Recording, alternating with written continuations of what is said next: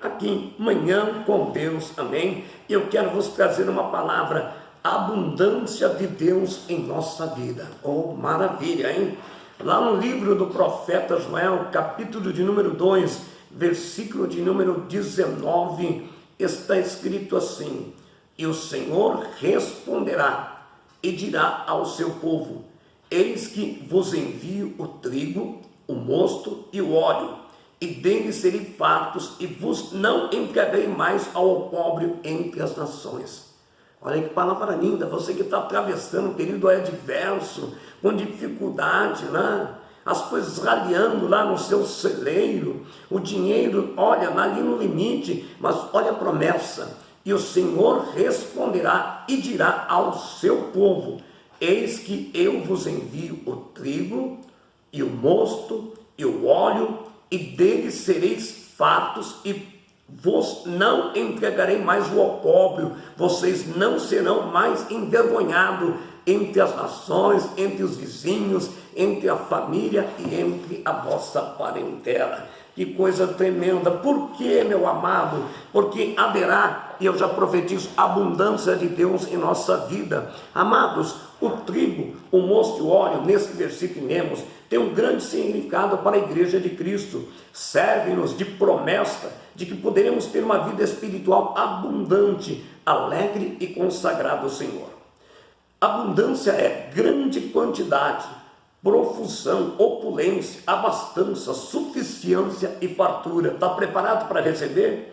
Primeiro ponto, o trigo significa o sustento. Deus sempre supre o seu povo, pelo menos em 3 áreas específicas. Primeiro, naquilo que é necessário para a tua sobrevivência. Você não vai morrer, não. Ei, se o crente tem um salário rebaixado no seu trabalho e precisa sustentar os seus filhos, certamente enfrentará uma situação muito difícil.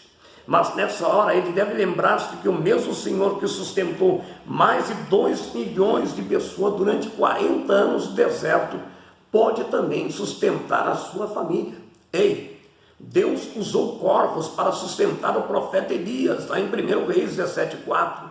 Deus alimentou a viúva de Serepta, em 1 Reis, e mais de 20 mil pessoas, entre mulheres e crianças, lá em Marcos 6:39.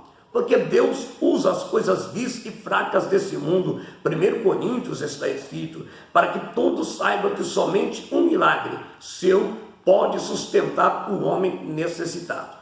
Devemos então nos alegrar mesmo nas circunstâncias adversas. Abacuque diz isso: o justo nunca mendigou pão. Salmos 37:25. No que necessitamos para vencer as nossas crises emocionais? Primeiro, a depressão desse século é a segunda maior doença do mundo, somente perdendo para as doenças do coração. É um estado de desânimo, de pessimismo, de profunda tristeza, em que a pessoa perde o prazer pela vida em decorrência de diversos fatores, como desemprego, morte de um ente querido e os seus próprios fracassos. Quando chegou à Macedônia, Paulo tinha medo por dentro e por fora só via combates. Esse apóstolo estava física e emocionalmente fragilizado, mas Deus, que consola os abatidos, enviou-lhe Tito para o consolar, segundo Coríntios capítulo 7 em diante. O profeta Elias estava também igualmente abatido e entrou em depressão, 1 Reis 19, mas Deus usou para com o profeta um tratamento psicotécnico. Disse: grande é ainda a tua caminhada. O crente deve regozijar-se no Senhor, porque a alegria vem ao amanhecer. Salmos 30, versículo 5. Segundo passo, em tudo o que é necessário à nossa vida espiritual. Primeiro, Deus vai suprir a tua necessidade material, depois a tua vida espiritual. Por quê? O diabo odeia Deus e nos odeia porque somos criatura de Deus, segundo Tessalonicenses, embaixadores de Deus, amém? Lá em 2 Coríntios, representamos a multiforme e visível sabedoria de Deus diante de todas as potestades, e mostramos que Jesus é vencedor e soberano, Efésios 3. Se o Senhor não nos sustentar, não poderíamos vencer o diabo. É Deus que defende os seus filhos das investidas de Satanás, Salmos 3:5, o Salmos 81 em diante. O mosto, meu amigo, é o vinho em fase de fermentação, significa a alegria do povo de Deus. A alegria que vem de Deus é sobrenatural. Existe alegria originada pela realização de expectativas da vida.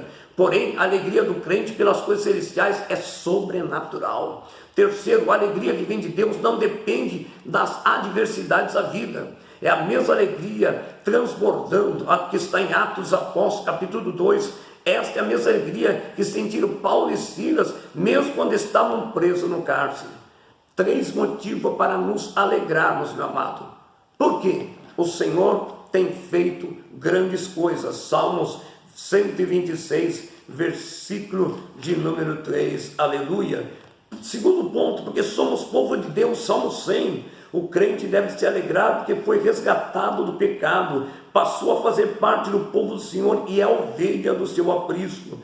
Quarto, porque o nosso nome consta no livro da vida. O crente deve se alegrar porque o seu nome está escrito no livro da vida, Lucas 10, 20. E o óleo significa a unção do Espírito. Ele atua em 4 áreas específicas na nossa vida. O óleo, ele trabalha para que os homens se convertam. Ainda haverá nessa terra uma salvação como nunca. Os crentes serão usados como nunca para ganhar almas da última colheita. Olha aí. Segundo, ele envia poder sobre a sua igreja. Se o crente ainda não é batizado no Espírito Santo, ele será batizado. Terceiro, ele opera os dons espirituais. Ele distribui dons para toda a igreja. O crente batizado no Espírito Santo e que busca os dons pode, entre outras coisas, pôr a mão sobre os enfermos e esses serem curados. Quarto, ele desfaz os laços do diabo e do maligno. O crente ungido pelo Espírito Santo tem poder e autoridade para desfazer os laços do diabo e alcançar a vitória sobre todos os problemas da vida. Escuta, uma conclusão. A alegria que existe no céu, ela é inesgotável. Ainda que o mundo e as pessoas estejam tristes, o crente permanece alegre, principalmente pelo fato do que ele foi salvo por Deus. Diz a tristeza, você serve um Deus de alegria.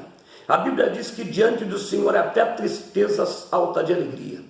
Tire essa tristeza e receba agora o gozo, a unção da paz, da alegria, da confiança. O Senhor, o teu Deus, não te quer abatido, caído nos cantos, numa cama depressiva, num quarto escuro. O Senhor está mandando dizer: levanta-te, camanavasto, comandúvia, ceia, porque eu vim para dar vida e vida com abundância, alegria, a esperança, a paz e a conquista fará parte da tua vida. Receba em nome de Jesus, amém? Porque a alegria do céu é inesgotável. Aqui, pastor Carlos Alberto, Manhã com Deus. O Senhor é meu pastor e nada me faltará. Se Deus é por nós, quem será contra nós? Operando Deus, quem impedirá? Que a graça, a comunhão, a virtude e as outras consolações do Espírito Santo repouse e esteja para presente sobre cada vida, hoje e para todo sempre. Amém, Jesus.